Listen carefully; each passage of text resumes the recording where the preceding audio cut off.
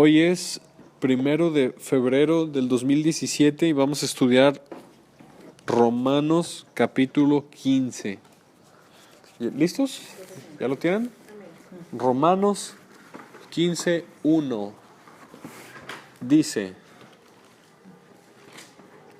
Así que los que somos fuertes debemos soportar las flaquezas de los débiles y no agradarnos a nosotros mismos. Cada uno de nosotros agrade a su prójimo en lo que es bueno para edificación, porque ni aun Cristo se agradó a sí mismo. Antes bien, como está escrito, los vituperios de los que te vituperaban cayeron sobre mí. Cuando nosotros predicamos el Evangelio, ahora tenemos la responsabilidad de vivir una vida digna, santa y recta, en amor, en misericordia, delante de los que les predicamos para que nos crean, ¿verdad? No podemos predicar la palabra de Dios y luego vivir una doble vida, no nos van a creer. Primero, si viviéramos una doble vida, deshonraríamos a Jesús. Y segundo, no estaríamos cuidando su fama en nuestro testimonio en frente de las vidas de las otras personas, ¿verdad? Entonces, aquí dice, es el contexto del capítulo anterior, ¿se acuerdan? Ya lo vimos, que si tu hermano se ofende por lo que comes o bebes, nunca tomes vino y nunca comas carne, con tal de que tu hermano no se ofenda ni se debilite su fe, ¿verdad? Entonces, aquí nos dice que los fuertes deben soportar las flaquezas de los débiles. Dentro de la iglesia hay fuertes y hay débiles. Hay gente que tiene fe fuerte y hay gente que no tiene fe fuerte, ¿verdad? Hay gente que son vegetarianos porque ellos creen que el cristiano no puede comer carne porque comer carne es matar a los animalitos. Y ellos dicen, no, Dios no quiere que maten a los animalitos. Así piensan los vegetarianos, eso no es bíblico, ¿verdad? No es doctrina, así piensan ellos. Pero la Biblia dice que si tú tienes un hermano que se ofende, si tú comes puerco, pues no comas puerco para que no se ofenda.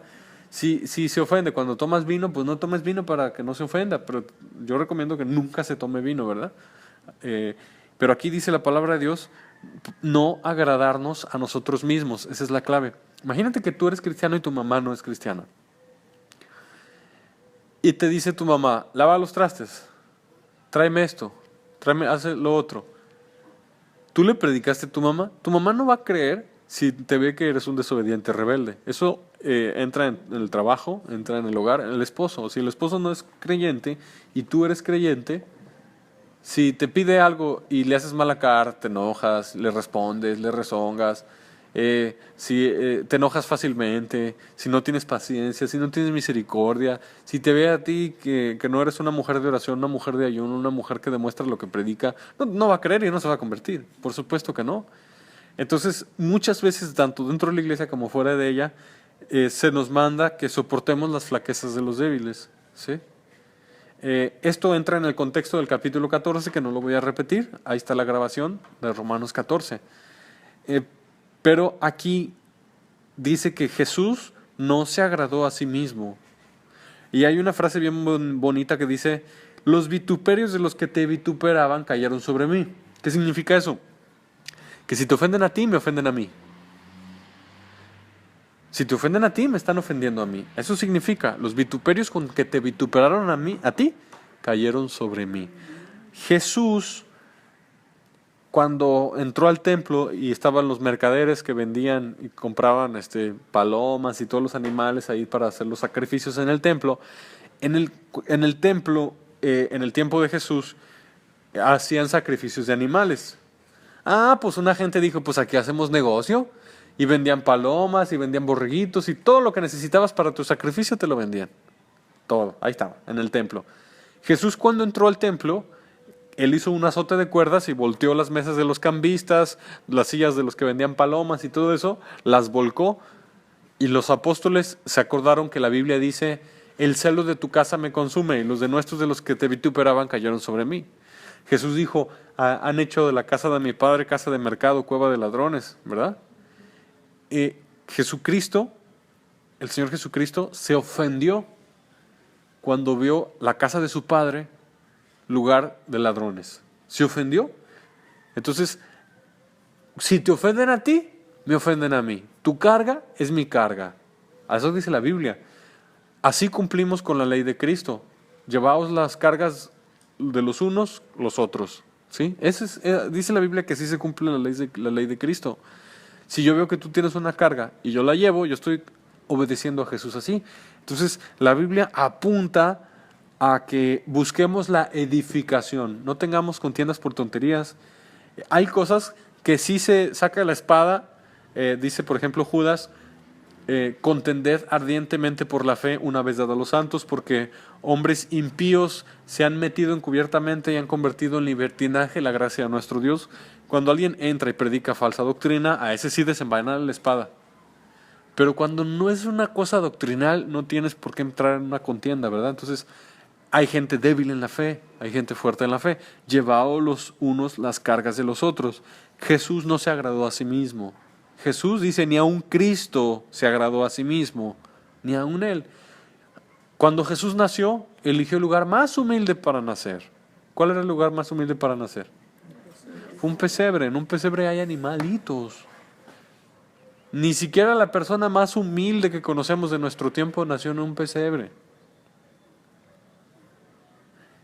Eligió uno de los pueblitos más humildes de su tiempo, Nazaret. A tal grado que creo que fue Natanael que dijo, ¿de Nazaret puede salir algo bueno? Eso dijo uno de los apóstoles antes de convertirse. Yo leí por ahí que Nazaret era solamente una calle de tierra y las casas eran casas cuevitas de tierra. Así era Nazaret. En este momento Nazaret, 2000 años después, es otra cosa, ¿verdad? Pero en su tiempo era una calle de tierra y casitas de tierra y piso de tierra. Un lugar muy, muy, muy humilde. Jerusalén era la metrópoli. Jesús eligió el más humilde y el pueblito más humilde y decidió también el lugar más humilde para nacer. Jesús fue carpintero, rey de reyes y señores, señores. ¿Tú sabes que ser carpintero es complicado? Es complicado, necesitas fuerza para pulir, para cortar. Y no te piden un mueble. Si quieres comer, tienes que hacer muchos muebles y rápido. Y en ese tiempo no había herramientas eléctricas. Todo era a mano. Era un trabajo bastante batalloso. Bastante batalloso. ¿Cuánto tienes que vender para poder mantener una familia de carpintero sin herramientas eléctricas?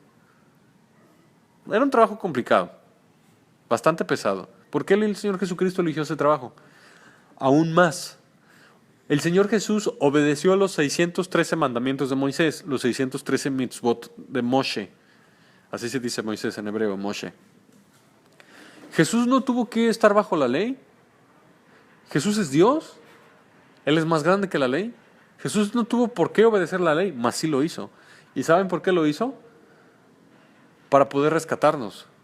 Porque Jesús nació de mujer sujeto a la ley para poder rescatar a los que estaban bajo la ley, a nosotros.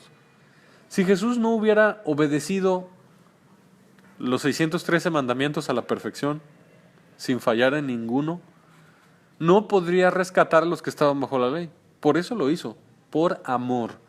Y el apóstol Pablo enseña que tenemos que ver a Jesús y actuar igual. Todo lo que hagamos sea hecho con amor. Cuando yo predico el evangelio, sí, puedo predicar fuerte y el estilo Juan Bautista y raza de víbora, lo que quieran, puedo predicar así. Pero siempre mi propósito debe ser por amor. De nada te sirve predicar si no amas las almas. Todo lo que hagas por amor, todo. No significa que a la gente le vas a decir, Dios te ama tanto, ya puedes irte a tu casa, aunque peques. No, no. La predicación es una, sin santidad nadie verá al Señor. Pero a un Juan Bautista diciendo raza de víboras, generación de víboras, ¿quién les enseñó a huir de la ira venidera? Aún atrás de una frase tan dura había amor, porque Juan Bautista sabía que Dios no quiere que las almas se pierdan. Aún atrás de una predicación dura tiene que haber un corazón que ame las almas, ¿verdad? Predicamos duro porque sabemos que solo la palabra fuerte convierte el corazón. La palabra blandita, cariñosa no convierte el corazón. La palabra así dar sobaditas, esa no convierte el corazón. Te hacen caso cuando hablas fuerte y solo así despiertan. Por eso lo hacemos, por amor a las almas. Y Jesucristo, ¿cuántas cosas hizo por amor a nosotros? ¿Cuántas cosas hizo? Vemos que Israel, la nación de Israel era bastante grande, Caminando era una nación muy grande. Vemos en el Evangelio que Jesús caminaba hasta Tiro y Sidón, muy arriba, ahí actualmente donde está Siria, allá en Tiro y Sidón, y luego caminando otra vez hasta Jerusalén. ¿Saben cuántos kilómetros son? Estamos hablando de más de 100 kilómetros a pie. Donde yo veo en el Evangelio, la primera vez que Jesús se subió a un animal y no era un caballo, era un burro. La primera vez que Jesús se subió a uno de esos fue la entrada triunfal a Jerusalén. Jesús, Rey de Reyes y Señor de Señores, Dios Todopoderoso, pudo haber conseguido un caballo o caballos para llevar a los apóstoles de ciudad en ciudad. Sí pudo. Él hizo a los caballos, Él es Dios, Él es el autor de la vida. Pero ¿por qué no? ¿Por qué se fueron caminando? Porque Jesús sabía que la estrategia del Padre era un evangelio que fuera predicado en humildad. Caminaron. O sea, los pies todos empolvados. Jesús mismo se cansaba. Cuando Jesús llegó al pozo de la Samaritana, Jesús estaba cansado. Jesús iba de aldea en aldea. Y cuando envió a los 70 de dos en dos, los envió caminando. No les dijo, lleven bordón, alforja, calzado, y un caballo. No había carros. Él eligió la humildad. Él eligió la humildad. Entonces, Jesús no se agradó a sí mismo. Cuando fue a la cruz desnudo, y fue la peor muerte que existe, la crucifixión. No hay otra peor. Ni siquiera la silla eléctrica duele tanto como la cruz. La cruz es la peor. Porque aparte de que es un bailar te subes para respirar y si te caes te duelen las manos y no puedes respirar. Así están los crucificados. Para eso era, para atormentarlos. Por eso les rompían las piernas para que no pudieran respirar y se murieran. Era la peor muerte. Y Jesús eligió esa por nosotros. Entonces, aquí el apóstol Pablo apela al creyente a que recuerde cómo Jesús no se agradó a sí mismo. Y tú no puedes aguantar a una mamá insoportable, no puedes aguantar a un papá insoportable, no puedes aguantar a un jefe insoportable, no puedes aguantar a un esposo insoportable por amor a Cristo. Digo insoportable en la carne, pero con el Espíritu Santo sí podemos soportar. No puedes aguantarlo para que se salve, para que conozca a Jesús. ¿Qué dice la Biblia de las mujeres que se convirtieron ya estando en yugo, se convirtieron casados con un incrédulo? No es yugo desigual al momento de casarse, porque los dos eran incrédulos y uno de los dos se convirtió. ¿Y qué dice la Biblia? ¿Qué es lo que recomienda la Biblia? Ya que te convertiste y te encuentras en un yugo desigual casado con un incrédulo, con una incrédula, ¿qué recomienda la Biblia? ¿Separarse? No, dice, mantente con él si quizá lo hace salvo. Dice si quizá. Dios no da la garantía de que sí se salve el yugo desigual. No hay garantía. Pero dice, mantente con él por si quizá lo hace salvo. Entonces lo vas a aguantar. Aguantar no significa participar de su pecado, ¿eh? Eso no significa aguantarlo. Significa tenerle paciencia. Significa amarlo. No andar participando de sus pecados. Eso es ir a la misma condenación que él. Entonces, hay muchos ejemplos en los cuales se puede aplicar esto, ¿no? Y tarde que temprano nos va a llegar el tiempo en el cual Dios va a pedir de nosotros que demostremos nuestro amor por Cristo aguantando a alguien. Qué interesante, ¿verdad? Jesús no se agradó a sí mismo. Entonces, para llevar el Evangelio, nosotros vamos a tener que pasar por muchas cosas que no nos debemos agradar a nosotros mismos. Muchas cosas. Aquí al cristiano se le quita lo mío, yo, mío, yo. Se le quita eso. Se le quita eso. No es mío, ni es yo. Es primero lo de Cristo. Y Dios pide en su palabra que nosotros ya no busquemos lo nuestro, busquemos lo que es de Jesús. Ya no busquemos lo nuestro. Qué interesante, ¿verdad?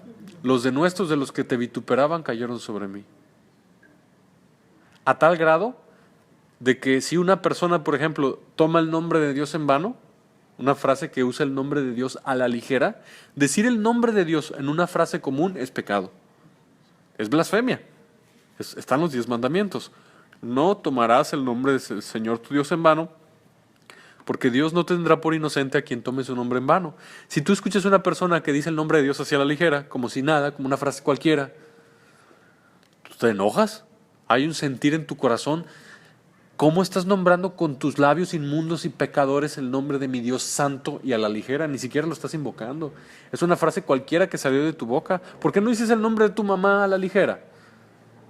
¿Por qué no mencionas el nombre de tu tío, tu primo, tu papá o tu nombre a la ligera? ¿Por qué tiene que ser el nombre de Dios?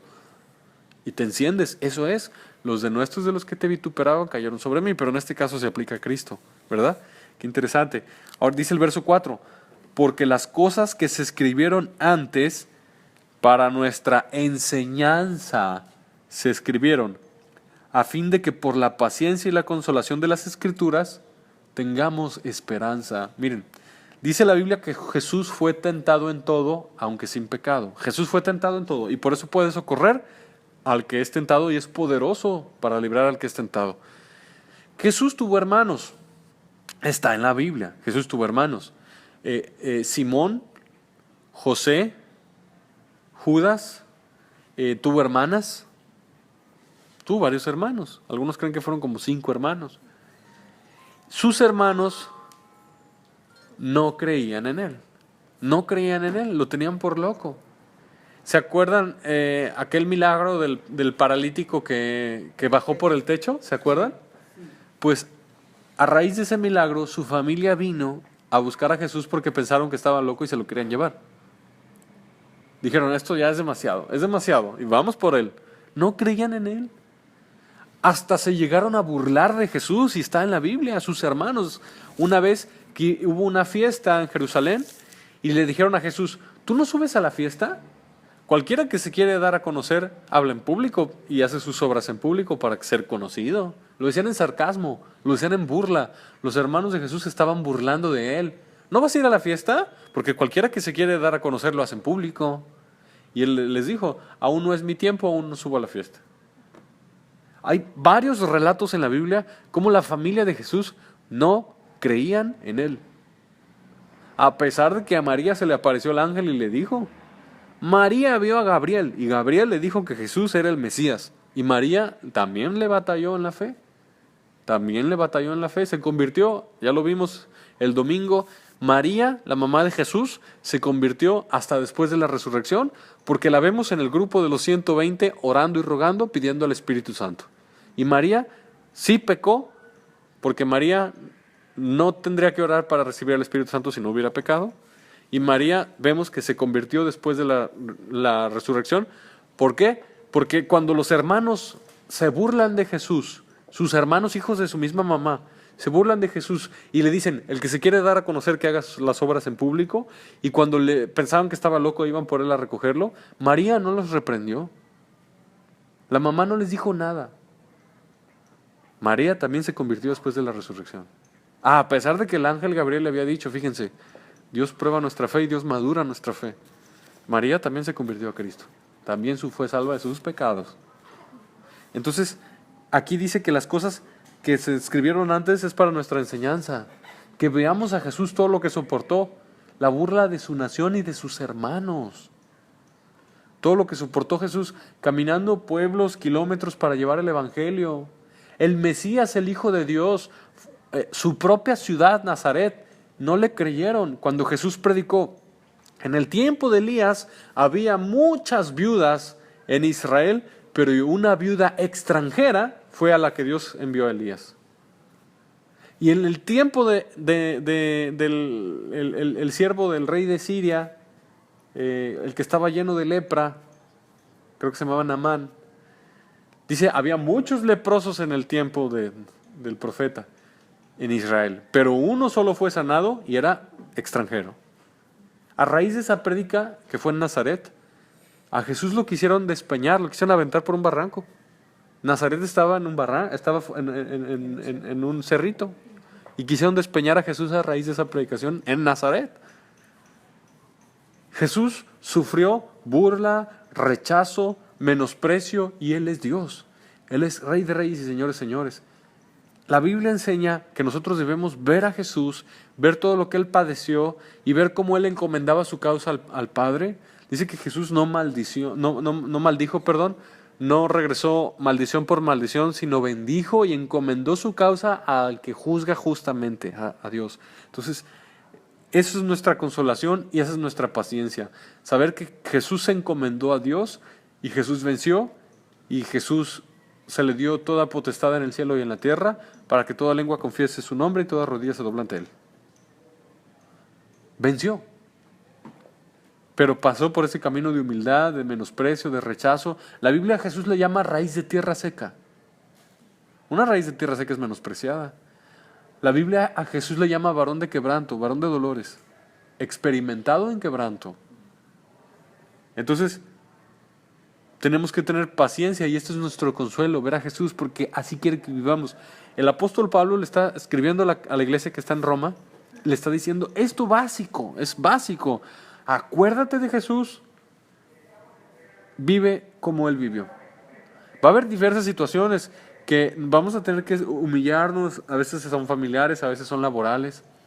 A mí en mi trabajo, acá, en el anterior, a cada rato me humillaban. A cada rato había situaciones bien dolorosas, pero por amor a Jesús soporté. Va a haber muchas situaciones en nuestras vidas, de muchas índoles.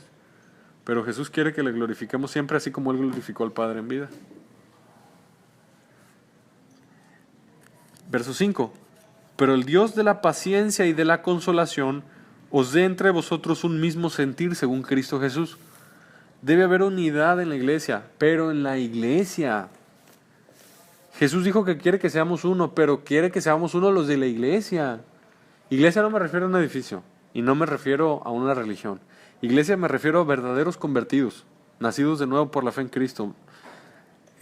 Jesús quiere que haya unidad en su pueblo, pero en su pueblo. Hay gente que no es su pueblo y entre los que no es su pueblo no hay unidad, porque no hay unidad fuera de la verdad. El ecumenismo es del diablo. El ecumenismo es la última artimaña de Satanás para el fin de los tiempos de intentar unir a las religiones para entregarle todas las religiones al anticristo. Eso es el ecumenismo. La Biblia enseña que Jesús quiere que seamos uno y tengamos unidad, pero la misma Biblia que dice que Jesús quiere que seamos uno y tengamos unidad, esa misma Biblia enseña que si alguien viene a tu casa o te busca y trae diferente doctrina, no trae la doctrina de Cristo, dice no es de Cristo, dice no lo recibes en tu casa ni le digas bienvenido, porque el que lo recibe participa de sus malas obras y creo que es tercera de Juan, enseña que tú puedes perder tu recompensa celestial por tolerar a un hereje. ¿Qué es un hereje? Alguien que porta falsas doctrinas. ¿Es la doctrina bíblica o no tenemos comunión? Punto final. Hay confraternidades de iglesias. Y hay iglesias que saben que la otra iglesia no tiene sana doctrina y aún así se unen. ¿Es voluntad de Dios? No, no es voluntad de Dios. ¿Por qué? Porque el que no tiene la doctrina de Cristo no es de Cristo, lo dice el apóstol Juan. El que no tiene doctrina de Cristo no es de Cristo. Pero aquí la unidad que se nos pide es una unidad entre verdadero pueblo de Dios. Ahí debe haber unidad de amor. Y ahí es donde la Escritura enseña que tú vas a tener que soportar a unos. Hay un hermano que va a hablar mucho y lo tienes que aguantar. Hay otros que de repente tienen circunstancias o situaciones que tú dices, ay Señor, dame paciencia con este, por favor. Ahí se aplica. Ahí se aplica. Y ustedes lo han vivido. Ustedes lo han vivido. Paciencia. Amor a Jesús, por amor a Jesús. ¿Por qué? Porque si tú te levantas en pleito y contienda, para empezar, tú te ensucias y segundo, puedes provocar que el otro se aparte de la iglesia, se aparte de la fe y se pierda su alma. Y se vaya al infierno. Y Dios no quiere que ninguno de sus chiquitos se pierda. El amor cubrirá multitud de pecados. ¿Qué significa? Tú por amor vas a aguantar muchas ofensas con tal de que el otro se salve. Eso significa. Qué interesante, ¿verdad? Y así como tú aguantas a otro, hay otro que te va a aguantar a ti. Pero en amor. ¿Verdad? Qué interesante. Y dice aquí, sean de un mismo sentir en Cristo Jesús. Llevad los unos las cargas de los otros. Si alguien tiene una enfermedad, y a los miembros de la iglesia no les importa y no oran por ella y no meten su oración diaria, en su oración diaria, no meten a esa persona, no la aman. ¿Sabían ustedes que en las iglesias, adentro de las iglesias, a veces no se conocen? ¿No interceden unos por otros? ¿No saben ni siquiera las peticiones? Es importante que seamos de un mismo sentir. Si tú estás pasando por algo, yo te voy a meter en mi oración y voy a clamar a Dios por ti. Un mismo sentir.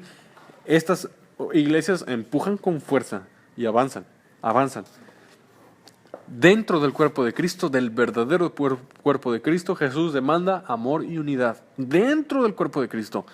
Pero hay muchos hijos del diablo, herejes, apóstatas, falsos pastores, que no son del cuerpo de Cristo, no son pueblo de Dios. Con ellos no se unan, solamente con el que porte la palabra de Dios, como está escrito. Aunque se vistan de ovejitas, si son lobos y ya le viste el colmillo, no hay unidad con ellos. ¿Verdad? Dice aquí la palabra de Dios, verso 6, para que unánimes a una voz glorifiquéis a Dios y Padre de nuestro Señor Jesucristo. Unánimes, ¿verdad? Eso es muy interesante. Verso 7, por tanto recibíos los unos a los otros, como también Cristo nos recibió para gloria de Dios. Recibíos los unos a los otros. A mí se me hizo muy impresionante cuando yo trabajé en Estados Unidos. Yo descubrí una iglesia sin querer. Yo iba caminando, me encontré una iglesia que no parecía iglesia y yo me metí. Y era una iglesia de negritos. Son bien efusivas esas iglesias, ¿eh? Bien efusivas. Así bailan todos y se mueven y cuando predica el pastor predica bailando casi. Son impresionantes. Cantan impresionante todos los negritos. No. Toda la iglesia danza prácticamente, danzan. Es algo impresionante. Pero yo me sentía el rarito. Porque todos negritos, pero negritos chocolate. Y yo me sentía el rarito porque yo me metí, pero negritos africanos. Y yo me metí y me senté y me vieron. Se me quedaron viendo raro. Pero no, me sacaron. Yo me quedé ahí, predicó muy bien, muy sano, muy sano. Chiquita la iglesia, pero llena. Y me acuerdo todavía de que predicó.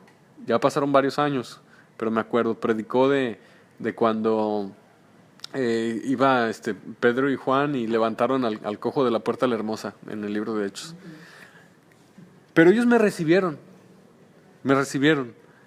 Y así Dios quiere que seamos.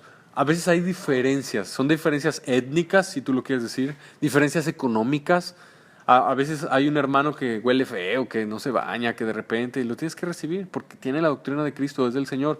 Hay situaciones, y aquí Dios no quiere que nos fijemos en la carne, sino que lo recibamos por amor. A mí me recibieron en esa ocasión, ¿verdad?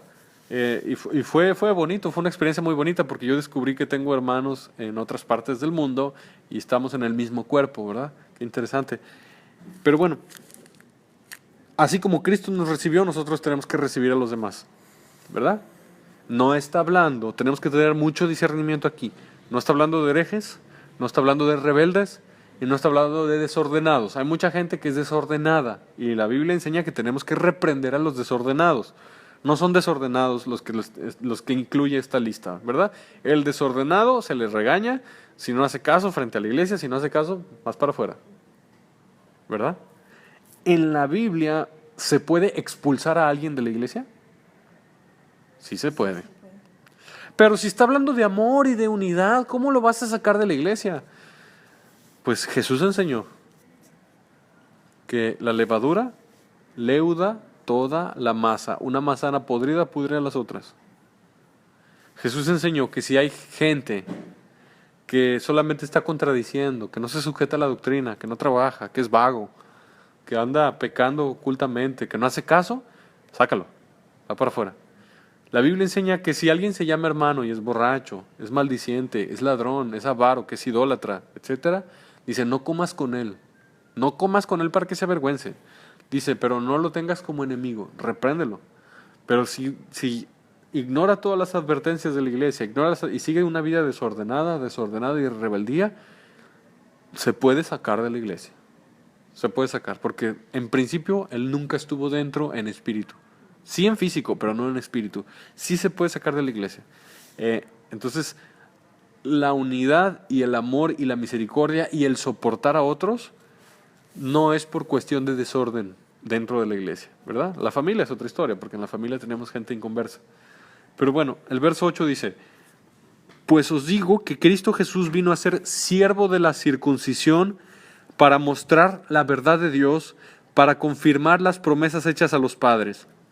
Jesús no tuvo por qué haber guardado la ley. Jesús es Dios. ¿Y Dios tiene que obedecer la ley? No. Pero ahí dice que se hizo siervo de la circuncisión. ¿Qué significa siervo de la circuncisión? Significa que llevó la ley de la circuncisión, la ley de Moisés. Jesús fue circuncidado, como fue el primogénito que abrió el vientre, fue presentado en el templo y ofrecieron los sacrificios. Como José y María eran muy pobres, no tuvieron para el cordero el sacrificio que obliga la ley, entonces dieron la paloma, que era más barato. Eso nos habla que tenían poco dinero. Jesús cumplió toda la ley de Moisés a la perfección. Y Jesús lo hizo por amor a nosotros, para poder rescatar a los que estaban bajo la ley, ¿verdad? Dice aquí, ahora apunta hacia nosotros, verso 9, y para que los gentiles glorifiquen a Dios por su misericordia, como está escrito, por tanto yo te confesaré entre los gentiles y cantaré tu nombre. Da evidencia bíblica de que cuando Jesús hizo eso, lo hizo también pensando en nosotros. Te confesaré entre los gentiles. Nuestro Salvador también lo hizo por los gentiles. Son evidencias bíblicas. A partir de aquí se nos van a mostrar una serie de versículos que son muy importantes, que tú lo sepas, porque son evidencia del Antiguo Testamento de que Dios avisó que no solo los judíos iban a ser salvos, también los gentiles. Y estos versículos son para los judíos que no creen que un gentil se pueda salvar. Tú a un judío les puedes mostrar estos versos del Antiguo Testamento y demostrarle bíblicamente que los gentiles en el futuro serían salvos. Que cuando el Mesías viniera, no solo sería Mesías de judíos, también sería Mesías de gentiles. Porque Jesús murió en la cruz para salvar a los que estaban bajo la ley y para salvar a los que no estaban bajo la ley, que son los gentiles. El judío dice, los gentiles no se salvan, solamente el pueblo de Israel. A los gentiles les llama goim, que es la misma palabra de ganado, como animales. Pero cuando Jesús muere en la cruz, Jesús quitó lo que estorbaba y a los que eran de fe de los gentiles los metió en el mismo cuerpo. ¿Verdad? Efesios capítulo 2 lo explica muy bien. Efesios capítulo 2. Y estas son profecías del Antiguo Testamento que narran cómo Dios avisó en su palabra que su salvación se extendería a todas las naciones. Y que lo que Jesús hizo fue para todas las naciones, aunque en un principio previo a la resurrección fue solamente para Israel. Fíjense, es el segunda de Samuel 22:50. Ahora vamos ahí. No, aquí está. Dice el verso 10 y otra vez dice, alegraos gentiles con su pueblo. ¿Dónde está ese versículo? Ese versículo está en Deuteronomio 32:43. Está demostrando que son varios los libros que avisaron que la salvación sería también para todas las naciones. Verso 11, y otra vez, alabad al Señor todos los gentiles y magnificad de todos los pueblos, los salmos. Si un día tú te topas un judío y ese judío cree que los gentiles no se salvan, sácale esos versículos. Dios avisó que los gentiles también invocarían su nombre y lo alabarían. Que el Mesías, rey de Israel, Jesucristo, Yeshua, él también sería Mesías de gentiles. Porque Jesús vino a servir, no vino a ser servido, vino a servir, ¿verdad? Y dar su vida en rescate por muchos. Entonces el servicio es por amor, por amor. Verso 12, y otra vez Isaías dice, estará la raíz de Isaí, que es Jesús, y el que se levantará a regir los gentiles que dice, esperarán en él. Entonces aquí en estos párrafos vemos Samuel y David, Moisés e Isaías, esos 4 profetas avisaron que el Mesías sería también para los gentiles. Y que los gentiles iban a alabar su nombre, se iban a alegrar con el pueblo de Dios, o sea, que iban a ser ingresados a ser parte del pueblo de Dios. Iban a magnificarle, alabarle, iban a esperar en él. Pero esto inició y pudo ser posible porque Jesús primero vino en condición de siervo. Y Jesús así nos quiere igual. Estos pasajes, estos versos son para que nos acordemos que si Jesús no hubiera venido en condición de siervo, nosotros no podríamos llegar ante su presencia, nosotros no le podíamos alabar y adorar. Así como Jesús vino en forma de siervo, así Él espera que nosotros también seamos siervos, inútiles, que no esperemos ser reconocidos. Y esa es la clave, no esperemos ser reconocidos. Tu recompensa está en los cielos, no es para que yo te aplauda, ni para que digan, wow, miren lo que hizo, no, eso es en el cielo. Nuestra recompensa está en el cielo. No te conviene que en la tierra te aplaudan, no te conviene que aquí sea tu recompensa. Si aquí es tu recompensa, pierdes la del cielo. Que tu derecha no sepa lo que hace tu izquierda. Qué interesante, ¿verdad? Todo esto habla del servicio. Verso 13. Y el Dios de esperanza os llene de todo gozo y paz en el creer, para que abundéis en esperanza por el poder del Espíritu Santo. Vivir una vida obedeciendo a Jesús, una vida de amor a los demás y de servicio, a veces trae muchas tristezas al corazón, muchos rechazos, etc. Eres lastimado.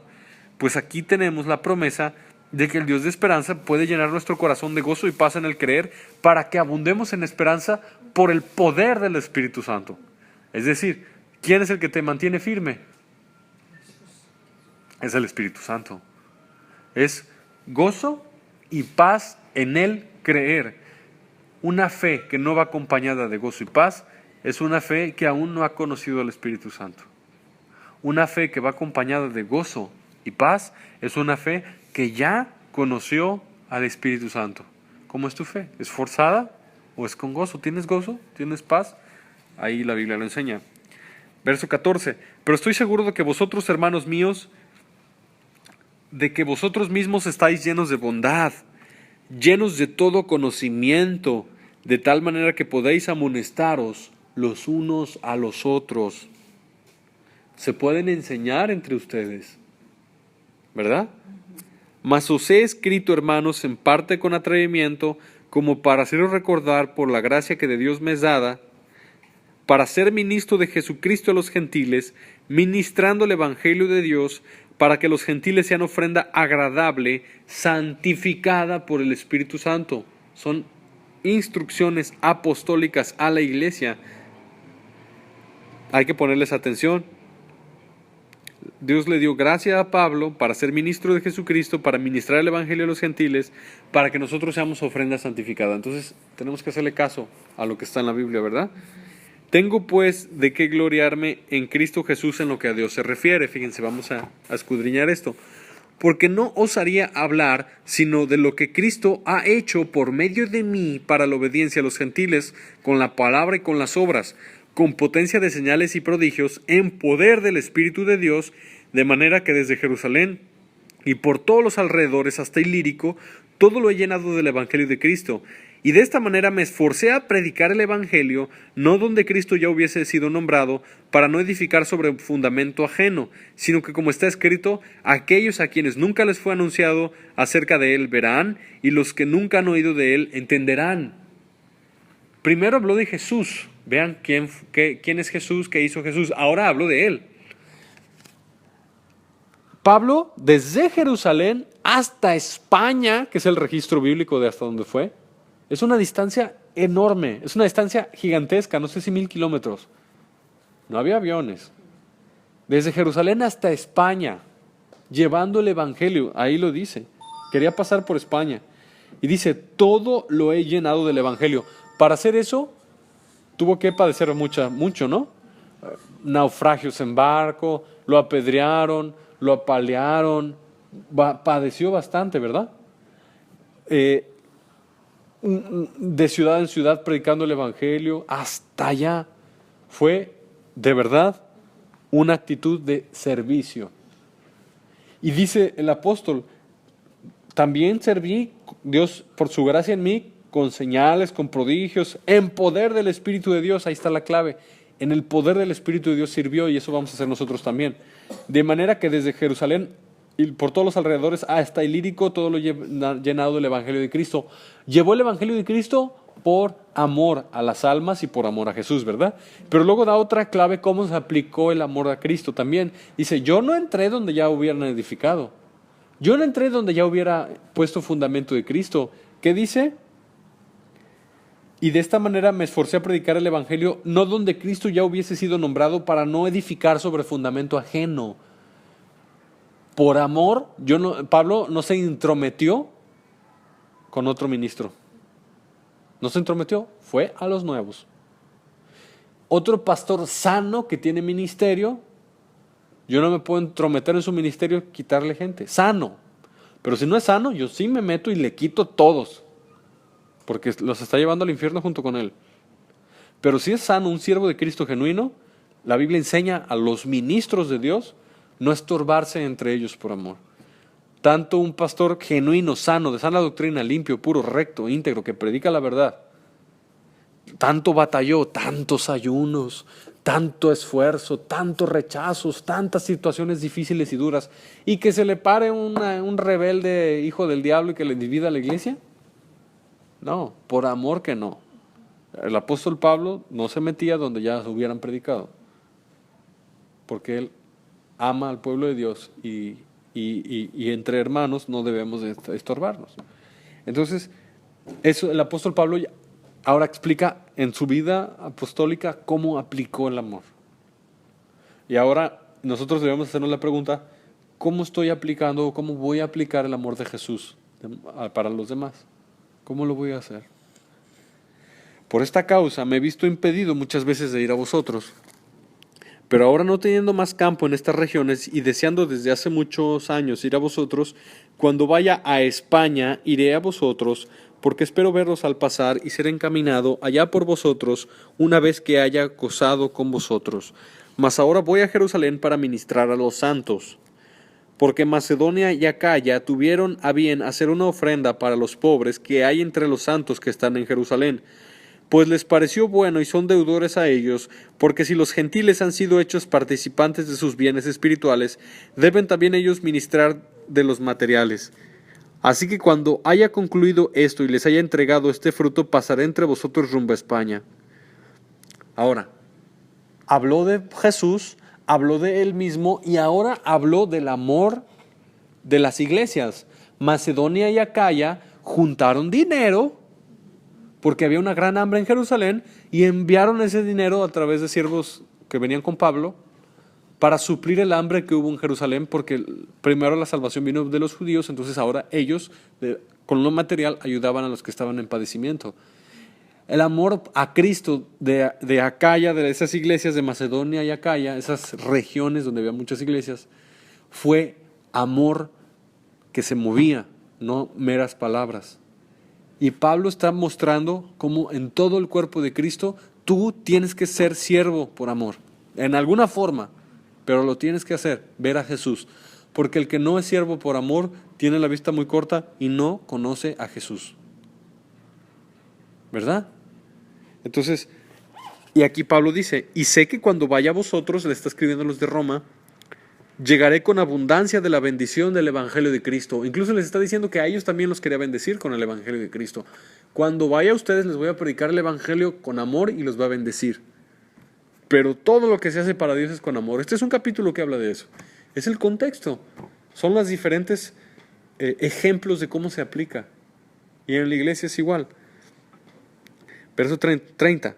Pero os ruego, hermanos, por nuestro Señor Jesucristo y por el amor del Espíritu, que me ayudéis orando por mí a Dios, para que sea librado de los rebeldes que están en Judea, y que la ofrenda de mi servicio a los santos en Jerusalén se acepta, para que con gozo llegue a vosotros por la voluntad de Dios, y sea recreado juntamente con vosotros, y el Dios de paz sea con todos vosotros. Amén. Entonces Pablo termina, oren por mí, para que sea librado. Cuando tú amas, tú oras. Cuando alguien te dice, hermano, ora por mí. Sí, voy a orar por ti. Y te vas a tu casa y se te olvida, ¿no lo amas?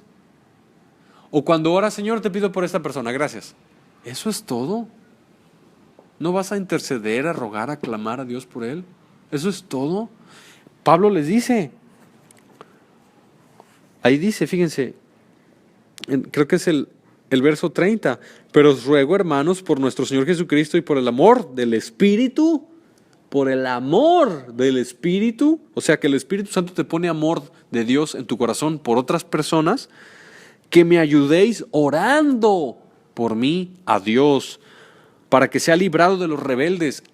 Tenemos que estar orando los unos por los otros. Y si no das dinero, mínimo ora. Mínimo ponte a orar. Pero ya terminamos este capítulo y este capítulo nos deja la enseñanza que lo que tenemos que hacer es por amor a la gente. Hermano, ora por mí. Bueno, ¿te llevaste esa tarea de verdad a tu casa a clamar por esa persona? A presentar esa petición delante del trono de Dios. El apóstol Pablo lo hizo. No por ser el gran apóstol no necesita que oraran por él. Él era humano. Él era de carne y hueso también. Aún siendo apóstol necesitaba oración. ¿Cuánto más nosotros? ¿Cuánto más nosotros? Para que fuera librado de los rebeldes.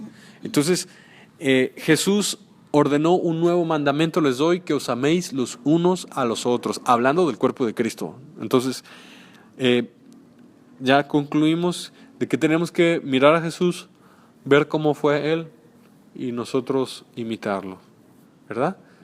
Así como hijos amados, imitad a Dios, ¿verdad? Gracias, Padre Celestial, por esta palabra que tú nos das, Señor.